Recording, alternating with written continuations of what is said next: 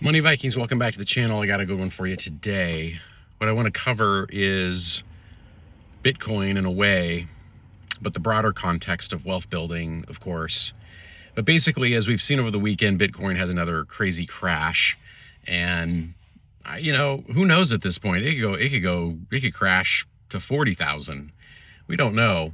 And it's why I've always, even though I am still a Bitcoin believer and the fundamentals have not changed, I've still always advocated for a 5 to 10% allocation of assets. It's for times like this, because at times like this, if there's a higher allocation and a person can't weather that or can't psychologically deal with it, then they're going to freak out and they're going to sell everything.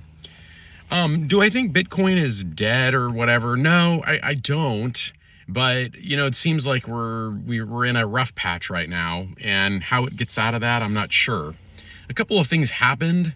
I think there's been confusion about that Clarity Act, which was very much highly anticipated. I think the new Fed chair was a highly anticipated decision, although the new Fed chair, Warsh, has said that he is supportive of Bitcoin and crypto in general. But the lack of regulatory framework around the Clarity Act and how that's going to play out, that's going to create some confusion. And in general, there just seems to be a risk-off appetite. And so when there's a risk-off appetite, unfortunately, Bitcoin falls into that category, although I kind of think it shouldn't.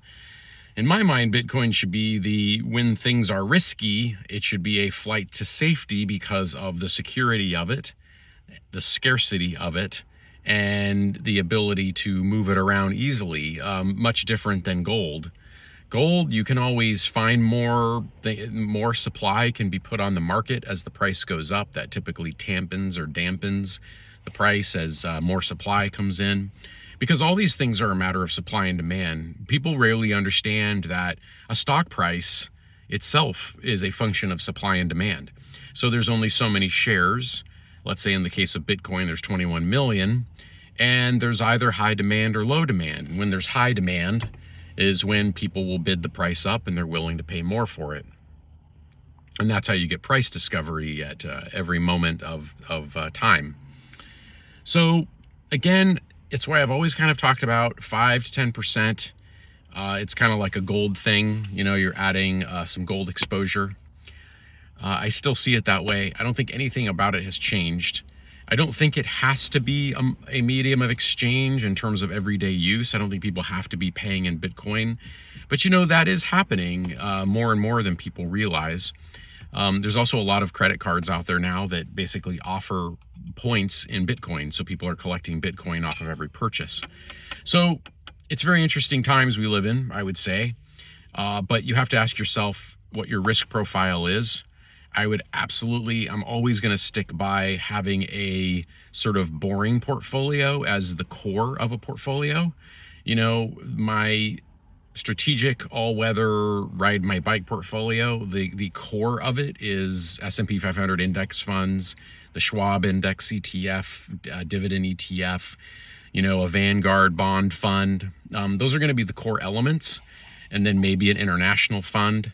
And then there's going to be that sort of 10 to 15% of things like Bitcoin and some crypto and gold and other things like that to sort of balance out the portfolio.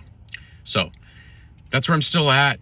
Interesting times. We'll see how this plays out. What are your thoughts? Is Bitcoin going to zero? Is that what's happening? Maybe. I don't know. I doubt it. I don't think it can ever go to zero at this point. And again, there's still things that could happen in terms of the Clarity Act that could spur another bull run. But what we're in now, a bit of a rough patch over the weekend, and we'll see how it plays out. Thanks. See ya.